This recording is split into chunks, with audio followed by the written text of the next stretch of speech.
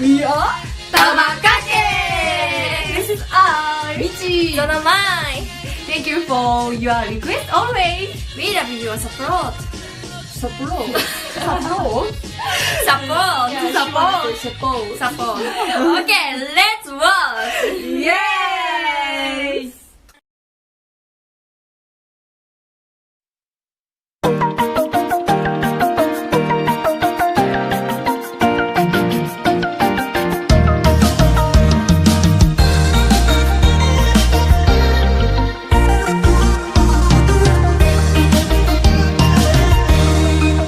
My darling, I love you forever.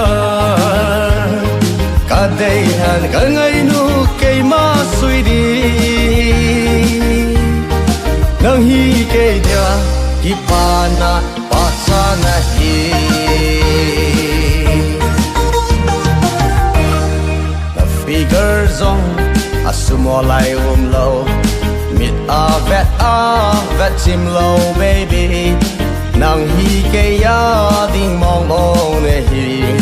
Rasi tum tum hi khai. Oh my darling, I love you forever. Cả đời hẹn cả ngày nu cây ma suy đi. Nang hi cây dia ki pana pasa na hi.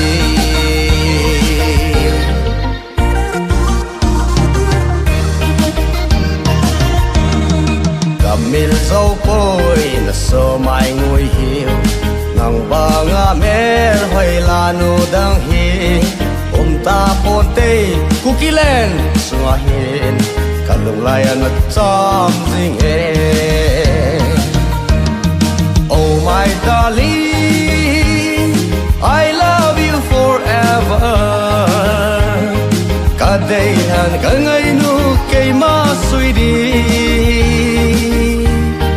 Nang hi cây dia ki pana pasa na hi.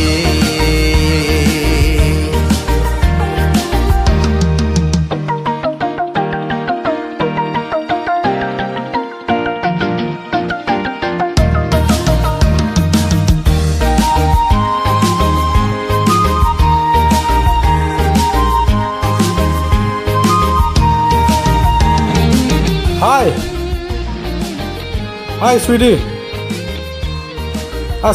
Nang ka ngai wala ni kha jong ni chong zo talowa hung kile ka hite. No ai po to na thau to. Iki ngai din na dei le. Jim ki chemin lang ki suang ta le. Iki su gong le ki sai zala. Chom gam dang ta khol chin ji te. Nang ma ngai nan hin kho ka mang zin. Christian in soul kat sim khom ding in. Long kim ge love boy no. Oh my darling, I love you forever. Cả đời hẹn cả ngày nu cây ma suy đi. Nang hi cây dia ki pana pasa na hi. Nang hi cây dia ki nep na pa hoi na hi. Oh nang hi cây dia lung thei na pasa na hi.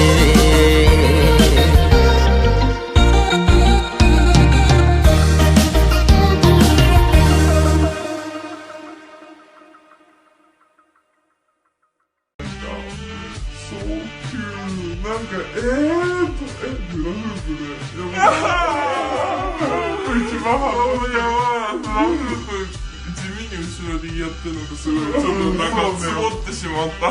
しかも2人から人数がどんどん増えていくっていう。あれ結構難易度高いよね。そうだよね。お花もたくさんいろんな種類が使われてて、あともう女の子の可愛さがすごかった。可愛かった。ドレスもめちゃくちゃ可愛い。映像自体可愛かった。可愛かった。去トラディショナルインディアンじゃボリュームいらないよね。でもすごい可愛かったです。可愛かった。癒されました。癒されました。家が届きました。家が届きました。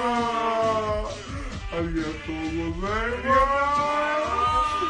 す。Okay, we're gonna finish this video now. That was so fun and really was cute. Okay, looking forward for the next videos. Don't forget to subscribe and like and leave your comment. Okay, bye bye. Bye bye.